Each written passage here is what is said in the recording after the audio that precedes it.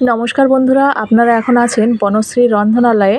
বনশ্রী রন্ধনালয়ে আপনাদের সবাইকে স্বাগত জানাই আরেকটি নতুন পর্বে। তো আজ বানাবো দই কাতলা। রেসিপিটি প্রথম থেকে শেষ পর্যন্ত দেখতে থাকুন, আশা করছি ভালো লাগবে। এখানে আমি কয়েকটি কাতলা মাছের পেটি নিয়ে নিয়েছি। এর মধ্যে আমি হলুদ, লবণ, লঙ্কার গুঁড়ো আর একটু লেবুর রস দিয়ে ম্যারিনেট করে আধা ঘন্টা রেখে দিচ্ছি। আর এদিকে আমি কড়াই বসিয়ে দিয়েছি, কড়াই গরম হয়ে গেছে। কড়াইয়ের মধ্যে আমি সাদা তেল দিয়ে দিলাম। আর এখানে রান্নাটা আমি সাদা তেল দিয়ে করব, সেই জন্য মাছটাও সাদা তেলে ভেজে নেব। আর এখন কড়াইয়ের মধ্যে তেলও গরম হয়ে গেছে। তেলের মধ্যে আমি যে মাছগুলো আধা ঘন্টা ম্যারিনেট করে রেখেছিলাম সেগুলো দিয়ে দিচ্ছি। আর আমি এখানে 6 পিস কাতলা মাছের পেটি নিয়েছি। সবগুলো মাছ আমি একেবারেই ভেজে নেব। তো মাছগুলো এক পিঠ ভাজার জন্য দিয়ে দিলাম। এক পিঠ হয়ে গেলে উল্টে দিচ্ছি আর এক পিঠ। এই যে দেখুন, এক পিঠ ভাজা হয়ে গেছে, এখন উল্টে আর একটা পিঠ ভেজে নেব। আর মাছগুলো বেশি কড়া করে ভাজবো না। দই কাতলা বানানোর জন্য মাছ বেশি কড়া করে ভাজতে নেই, একটু মিডিয়াম মিডিয়াম মানে কড়া করেই ভাজতে হবে। বেশি কড়া করলে দই কাতলা অতটা ভালো হয় না, মাছটা একটু নরম নরম থাকলে ভালো হয়। সেই জন্য মিডিয়াম কড়া করেই ভেজে নেব আর কি। তো এখন মাছগুলো আমার ভাজা হয়ে গেছে, মাছগুলো আমি তুলে নিচ্ছি। আর দেখতেই পাচ্ছেন মাছগুলো আমি বেশি কড়া করিনি, অল্প কড়া করে ভেজে নিয়েছি। এখন মাছগুলো তুলে নিচ্ছি।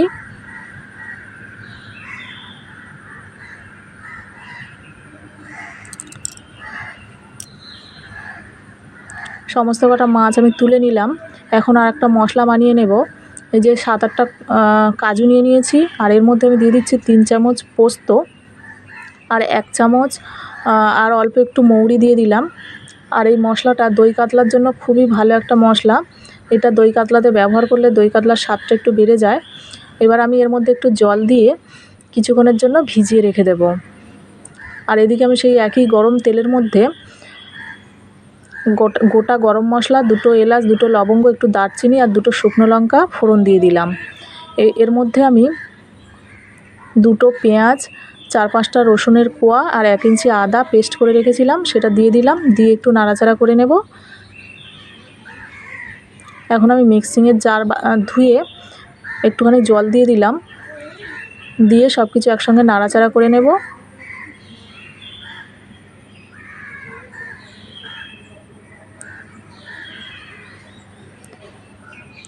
এখন আমি 1 চামচ শুকনো লঙ্কার গুঁড়ো, 1 চামচ ধনের গুঁড়ো,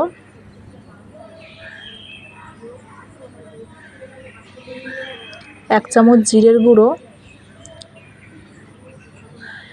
স্বাদ অনুযায়ী লবণ দিয়ে একটু নাড়াচাড়া করে নিলাম। আর ওর মধ্যেই আমি কাজু, পোস্ত আর মৌরির যে পেস্টটা বানিয়েছিলাম সেটা দিয়ে নাড়াচাড়া করে নিয়েছিলাম, সেটা দেখানো হয়নি একটু অসুবিধার জন্য। আর এর মধ্যে এখন আমি যে 100 গ্রাম দই ফেটিয়ে রেখেছিলাম সেটাও দিয়ে দিলাম। দিয়ে একসঙ্গে একটু কষিয়ে নেব, একটু লো ফ্লেমে এভাবে কষিয়ে নিতে হবে। 4-5 মিনিট মতো এইভাবে লো ফ্লেমে কষিয়ে নিতে হবে।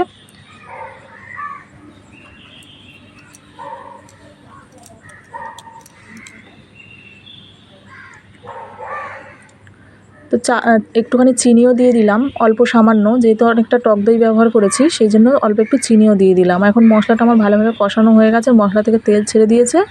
এর মধ্যে আমি যে আগের থেকে মাছগুলো ভেজে রেখেছিলাম সেগুলো দিয়ে একটু নাড়াচাড়া করে নিচ্ছি। এখন পরিমাণ মতো জল দিয়ে দেব।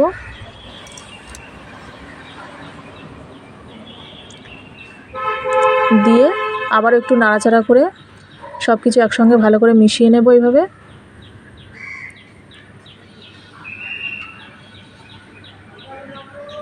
আর রেসিপিটি যদি ভালো লেগে থাকে তো একটা লাইক, শেয়ার, কমেন্ট করার অনুরোধ রইল।